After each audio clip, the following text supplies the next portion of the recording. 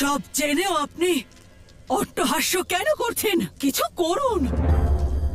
আসলে কি বলুন তো, অসুর মাতা যখন শত্রু অত্যন্ত শক্তিশালী হয় তখন তাকে পরাজিত করার জন্য ক্ষমতা নয়, বুদ্ধির প্রয়োগ করা উচিত।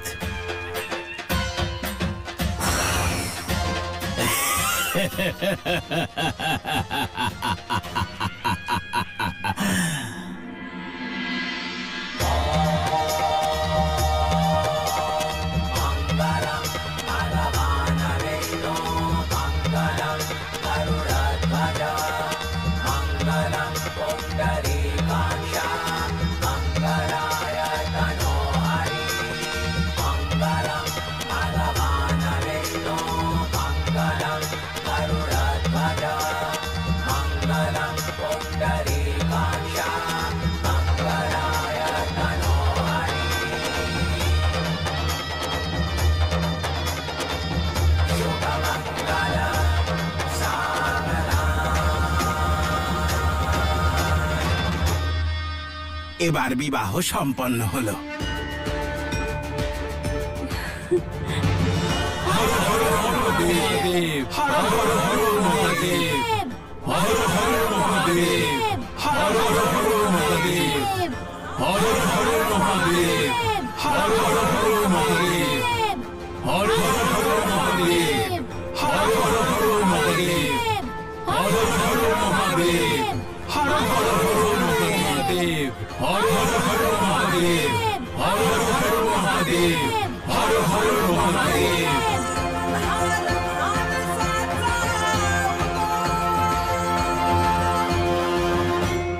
অর্থাৎ মণি সে আমার বন্ধন থেকে মুক্ত হয়নি, বরং আমি তাকে মুক্ত করিয়েছি। কি? আপনি ওকে? হ্যাঁ, আমি। আমার আদেশেই সৈনিকেরা তাকে বন্ধন মুক্ত করেছে, যাতে সে পলায়ন করবার সুযোগ পায়।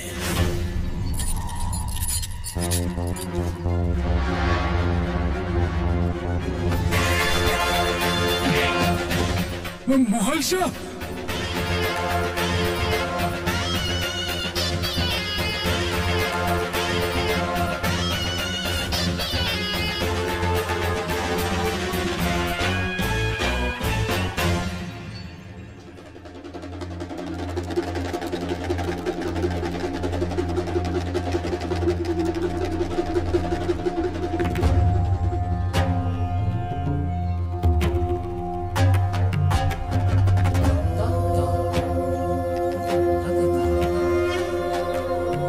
ঠিক যেমন মহাদেব হলাহল গ্রহণ করে সমগ্র সৃষ্টিকে বাঁচিয়েছিলেন,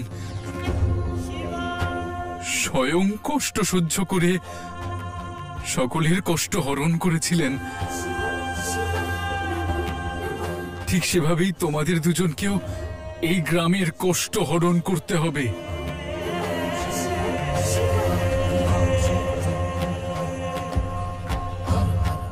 মল্ল দাদার এই মনির পাপের বিনাশ ঘটাতে হবে তোমাদের।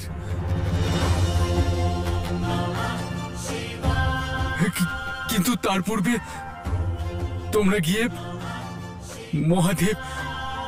মহাদেবকে জল অর্পণ করো।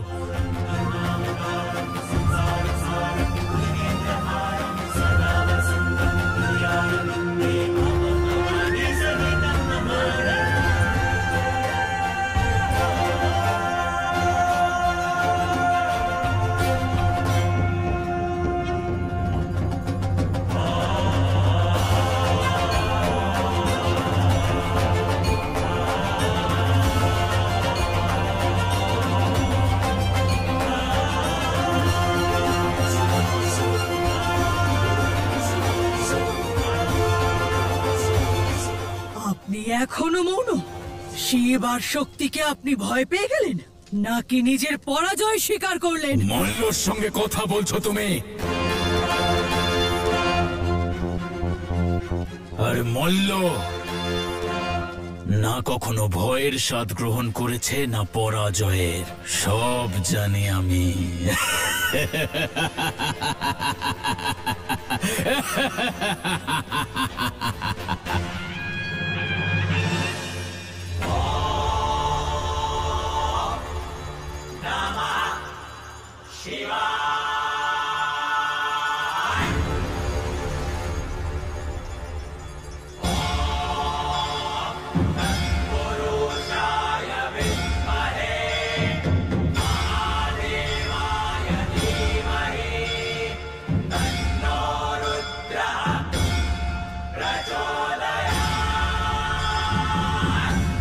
কিন্তু কেন?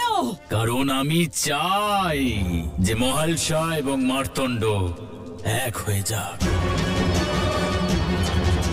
অদ্ভুত!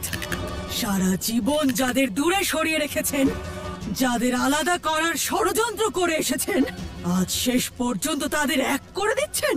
কিন্তু কেন? বিনাশকালে বিপরীত বুদ্ধি। বুদ্ধির কথা আমার সম্মুখে কে বলছে একবার দেখো। আমার ভাবনা সেই দিকেই যাচ্ছে যেখানে আমার জন্য কেবল মাত্র সুখ আছে।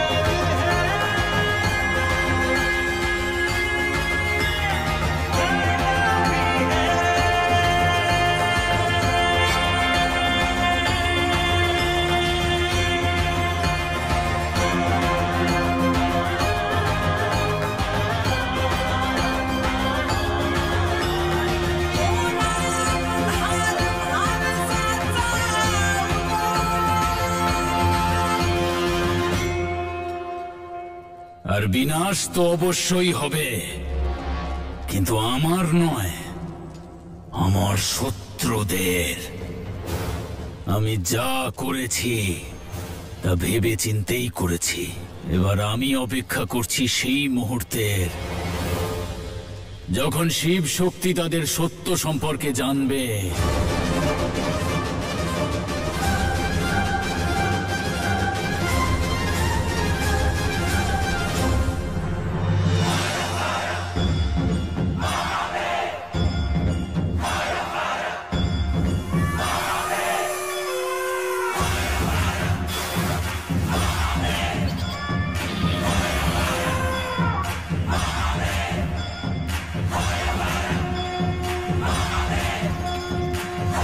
হর হর মহাদেব! হর হর মহাদেব! হর হর মহাদেব! হর হর মহাদেব!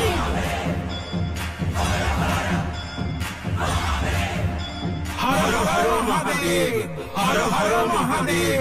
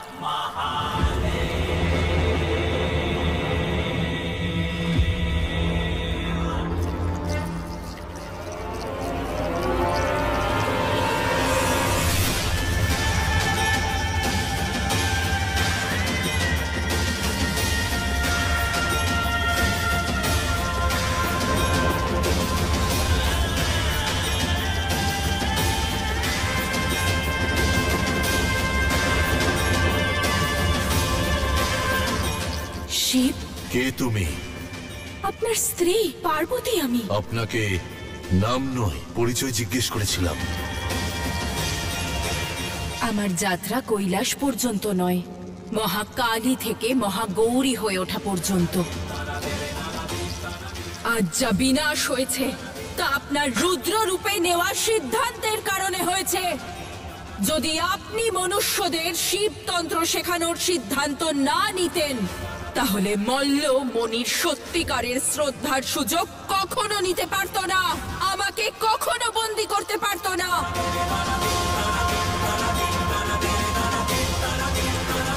এই গুহার দিকে অগ্রসর হলে আপনার শিবকে চিরতরে হারিয়ে ফেলবেন। বলতে হবে শিবকে। যদি শিব আমাকে ছাড়া থাকতে পারেন, তাহলে শক্তিও ওনাকে ছাড়া বাঁচতে পারে।